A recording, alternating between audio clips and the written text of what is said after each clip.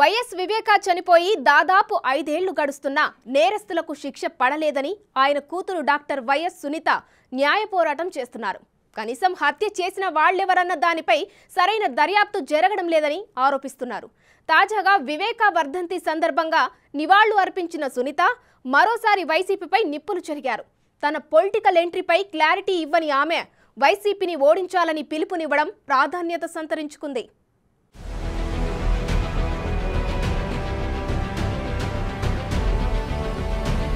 YCP పునాదులు రక్తంతో తడిసిపోయాయని, ప్రతి ఒక్కరూ వైసీపీ నుంచి బయటకు రావాలని, లేకపోతే ఆ పాపం చుట్టుకుంటుందని ఘాటైన వ్యాఖ్యలు చేశారు వైఎస్ వివేకానందరెడ్డి కుమార్తె డాక్టర్ వైఎస్ సునీతారెడ్డి.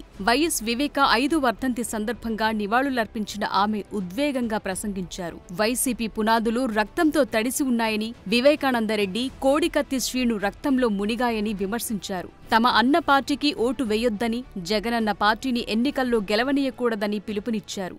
ఒక భవనాల్ని కట్టించేటప్పుడు వాటికి పునాదులు అన్నది చాలా చాలా ముఖ్యం. మనకందరికీ తెలిసిందే. వైఎస్ఆర్సీపీ పునాదులు రక్తంలో మునిగి ఉన్నాయి. వివేకానందరెడ్డి గారి రక్తం, కోడికత్తి శ్రీను గారి రక్తం,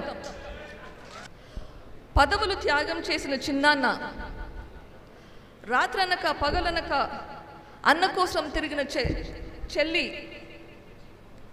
వీళ్ళకిచ్చిన కానుకలు మనం చూసాం.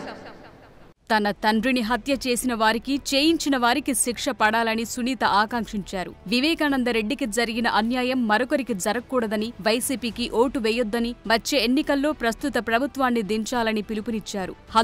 హంతకుల పార్టీకి ఓటు వేయొద్దని, జగనన్న పార్టీని మాత్రం ఎన్నికల్లో గెలవనీయకూడదని ఆమె కోరారు. పరిపాలకుడిగా ముఖ్యమంత్రి పదవిలో ఉండగా మీ చిన్నాన్నను అతి దారుణంగా, అతి కిరాతకంగా, క్రూరంగా చంపిన వారిని వీళ్లకు శిక్ష పడేలా చేసే బాధ్యత ముఖ్యమంత్రిగా మీకుంది. ఇప్పటి వరకు ఆ దిశగా ఎందుకు పనిచేయలేదు? ముఖ్యమంత్రిగా మీరు ప్రమాణ స్వీకారం చేసినారు. మరి ఎందుకు ఆ ప్రమాణం మీరు నిలబెట్టుకోలేకున్నారు? అన్నా అని పిలిపించుకున్న వారే తన తండ్రి హంతకులకు రక్షణ కల్పిస్తున్నారని విమర్శించారు. వివేకాకు అంత కీడు ఎలా తలపెట్టారని ఆలోచిస్తున్నప్పుడే జగనన్న సీఎం అయ్యారని, ప్రజలందరికీ న్యాయం చేస్తానని జగనన్న ప్రమాణ స్వీకారం చేశారని సునీత గుర్తు చేశారు. జగనన్న ప్రమాణ స్వీకారం చూసి అంతా గర్వపడ్డామని తెలిపారు. జగనన్నను ఒక ప్రశ్న అడుగుతున్నారని, అంతఃకరణ శుద్ధిగా అంటే అర్థం తెలుసా అని నిలదీశారు. వివేకాను చంపించిన వారికి శిక్ష పడేలా ఎందుకు చేయలేదు? మీ ప్రమాణాన్ని ఎందుకు నిలబెట్టుకోలేదని ప్రశ్నించారు. జగన్ సీఎంగా ఉండి కేసును పక్కదారి పట్టిస్తున్నారని ఆరోపించారు. మా మీద చర్యలు తీసుకోవాలి, అది మీ బాధ్యత.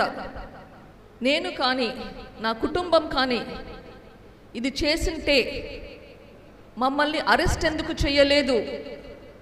మీరు ముఖ్యమంత్రిగా ఈ గవర్నమెంట్ను నడిపిస్తున్నారు, ఇది సునీత కుటుంబం చేసిందని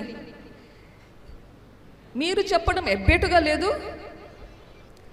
అధికారంలో ఉండి ఆరోపణలు వేస్తున్నారు. ఎవరికి కంప్లైంట్ చేస్తున్నారు? మీరు గవర్నమెంట్లో ఉన్నారు.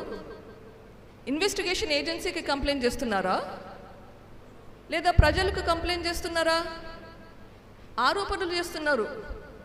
గవర్నమెంట్లో ఉండి అది తప్పనిపించడం లేదా మీకు? మీ బాధ్యత మీరు ఎందుకు చేయడం లేదు?